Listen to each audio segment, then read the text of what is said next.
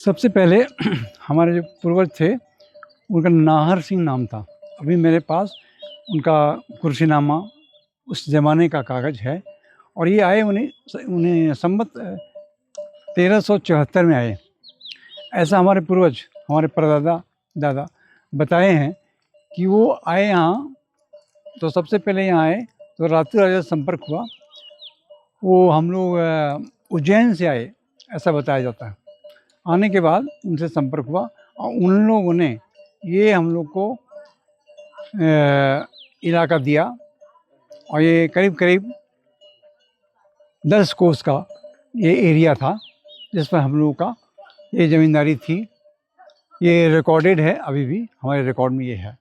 तो वो है नाहर सिंह से होते होते अभी जो 1912 में जो खतियान बना, यहाँ पहला खतियान, उसमें ईश्वर लाल सिंह का नाम आता है। तो हम उसी ईश्वर लाल सिंह के ख़ानदान में हैं, उनके वंशज में हैं। वो कई भाई थे, 5 भाई थे वो लोग। तो 5 भाइयों में से सबसे बड़े भाई वो थे, उनके ये में हम लोग हैं।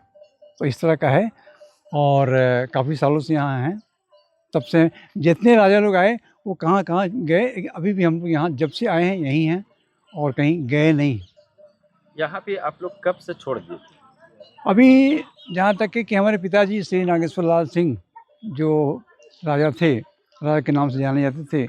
अब तो हमारा आप नागरिक सब बराबर हैं भारत सरकार में। तो वो यहाँ 2008 में बीमार हो गए।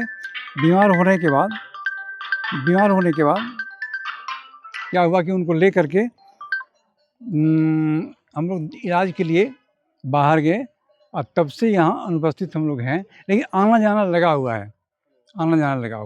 इस बीच में काफ़ी आज आपके साथ आपके कौन कौन लोग हैं? आज हमारे साथ हैं, हमारे पत्नी हैं श्रीमती प्रतिमा सिंह जी हैं और हमारे साथी लोग हैं जैसे विनोद पासवान हैं, विनोद कुमार हैं, ये हैं बोध गया से हैं और ये हमारे क्या हैं, इनका पप्पू जी हैं, ये हमारे साथ हैं। केणी नगर जो यहाँ राजा किला कहा जाता है, आप यहाँ पे कितने साल तक रहे थे? अभी देखिए, बचपन से यहाँ हम हैं, लेकिन हम चूँकि अकेले होने के चलते पढ़ाई लिखाई हमारी बाहर हुई। तो कभी हजारीबाग, कभी रांची, कभी हुआ, ये सब आना जाना लगा रहा, हमेशा लगा रहा। ज़्यादा अनुपस्थित हम हैं 2008 से, लेकिन इस बीच में कई काम से, पढ़ाई लिखाई के संबंध में और भी काम के संबंध में, अपना व्यापार रोज़गार के संबंध में बाहर जाते रहे।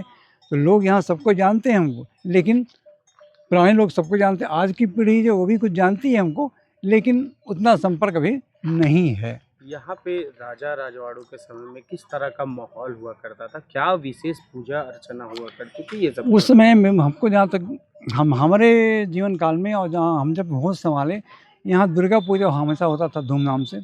और सारे पूजा, जो भी पूजा होता था हिंदू संस्कार में, वो होता था। हमारे अपने पुरोहित थे और अपने सब कुछ सिस्टम था। माली जिनको ज़मीन दिया गया, उसके बाद जो यहाँ बाजा ढोल वगैरह उसका जो नाद करते थे, उन लोग थे नगाड़ा वाले। उसके बाद 7 तरह के जो होते हैं, 5 तरह के जो पचपौनी बताते हैं, पचपौनियाँ, सब लोग थे। और सब लोग का यहाँ आना जाना, और सब लोग को कुछ ना कुछ ज़मीन दिया गया था जो अभी उनके कब्जे में है भी। वो लोग खेती कर रहे हैं, उससे हम लोग कुछ लेते नहीं। आपके याद में क्या अनोखा चीज़ बचा हुआ है यहाँ पे जो पहले की है विरासत? अनोखा चीज़ यही है कि एक तो इस पीढ़ी की हम विरासत हैं और हम चाहते हैं कुछ अनोखा काम करने के लिए। चतरा डिस्ट्रिक्ट के लिए, आप लोग को पता है या शायद नहीं पता है, चतरा ज़िला आपका सबसे गरीब ज़िला में से है। पर कैपिटा इनकम बहुत कम है। हम कई संस्थाओं से इस पर बात किए हैं, जो NGO हैं और पूरे इन भारत स्तरीय, और उनके साथ मिल करके और कुछ यहाँ समृद्धि का कुछ योजना, कुछ प्रोग्राम लेने का है, जो बहुत जल्द शुरू करेंगे हम लोग। उस समय की यादें में ये आपका कुआं और पिंडा भी जो बचा कुआं है, पिंडा है, साथ साथ एक बहुत बड़ा इधर जंगल में बेरहा कहते हैं, वहाँ लोग आना जाना करते हैं वर्षों से। एक यहाँ बहुत बड़ा हमारे घर के पीछे, एक किला के पीछे एक बरगद का पेड़ हुआ करता था, वो अब गिर गया है। वो बहुत बड़ा था, एक वो अनोखा चीज़ था। वो था।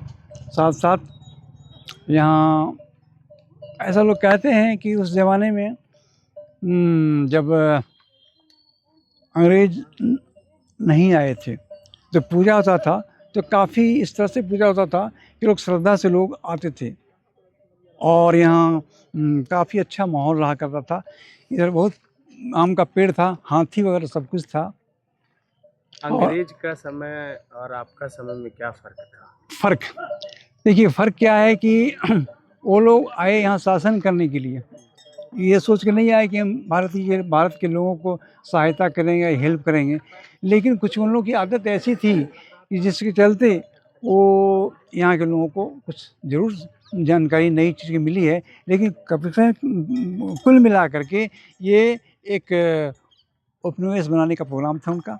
फ़र्क हम लोग का क्या था कि हम लोग के समय में जो आज है, जो पुराने लोग हैं बताते हैं, अच्छा महसूस करते थे। राजा का ज़मीन है तो क्या राजा का ज़मीन किस तरह से विरासत को बचाएँगे? अभी तक जो डिफ़ाइन किया है गवर्नमेंट ने सीएनटी एक्ट, छोटा नागपुर टेनेंसी एक्ट में, वो 2-3 तरह का ज़मीन है अभी, ख़ास करके। वैसे तो बहुत तरह का है, लेकिन 2-3 जैसे एक है गैर मंजूरा खास, जिसको बहुत चर्चा में है। इस पर क्या है कि हम लोग काफ़ी गैर मंजूरा खास ज़मीन है अभी, और उस पर क्या हो रहा है कि सरकार ने उसको रोक लगाया है बिक्री पर और म्यूटेशन पर, सब चीज़ पर। लेकिन हाई कोर्ट ने उसको ऑर्डर कर दिया है कि नहीं, गैर मंजूरा खास ज़मीन जिनका है वो बेच सकते हैं और उसको म्यूटेशन कर सकते हैं। हमारे तरह जितने बड़े बड़े ज़मीन धारक लोग हैं, वो लोग इसके लिए लड़ाई लड़ रहे हैं और वो सुप्रीम कोर्ट तक जा रहे हैं कि सरकार का रोक लगाना गलत है। तो हम लोग चाहेंगे कि वो ज़मीन निकले तो कुछ अच्छा काम हो, सार्वजनिक काम हो, ना कि जैसे यहाँ के बहुत लोग उसको गलत कागज़ बना करके उसको भूमि माफिया के साथ मिल करके उसको छोटे-छोटे टुकड़ों में बेच रहे हैं। ये नहीं होना चाहिए। इस जगह पे आप डेवलप करना चाहते हैं कि इस ज़मीन को बेच के यहाँ से जाना चाहते हैं? नहीं, हम इसको डेवलप करना चाहते हैं और हम पूरे चतरा जिला के लिए प्रोग्राम ले रहे हैं।